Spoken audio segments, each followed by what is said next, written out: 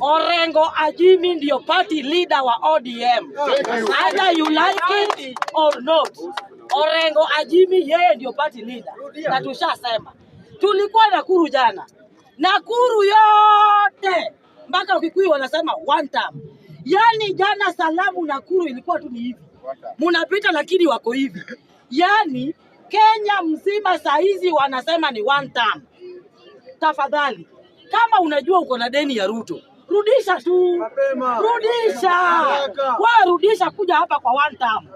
Hapa ndio kuna kila kitu. Jana tukiwa Nakuru, simu ya Gladys Wanga ikaingia kwa simu ya Orengo. Mr. Orengo, tafadhali nakuomba, muniruhusu tu nikuje. Orengo ni nani? Lawyer. Madam, inyapewa wewe ni wetu, kuja. Sasa najaribu kusema hivi. Poleni. Najaribu kusema hivi. Kila mtu saizi ni one term wananchi.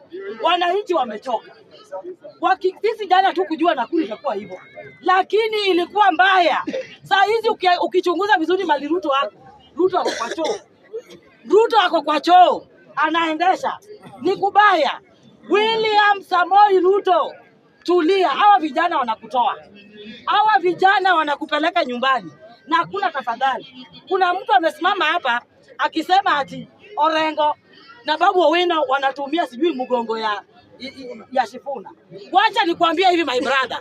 Ile siruaru yenye Orengo anavaa, ile siruaru yenye Sifuna anavaa, ile siruaru yenye Rigiji anavaa, ile siruaru yenye Uhuru anavaa, ni siruaru moja.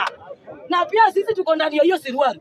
Sasa tafadhali, kama ukijua hivi, sisi wote ni one term na tunasema itakuwa one term siku zote. Hiyo siruaru iko na blada mzuri sana. Na tunasema hivi, Kisumu on Sunday Kisumu tuko reloaded. Tuko ndani na tumeambiwa hivi, karibuni sana Kisumu. Karibuni sana Kisumu, na hata sisi watu wa Kisumu tunasema hivi, ni one term. Na mjue party leader ni nani? Orengo Ajimi James Lawyer. Asante.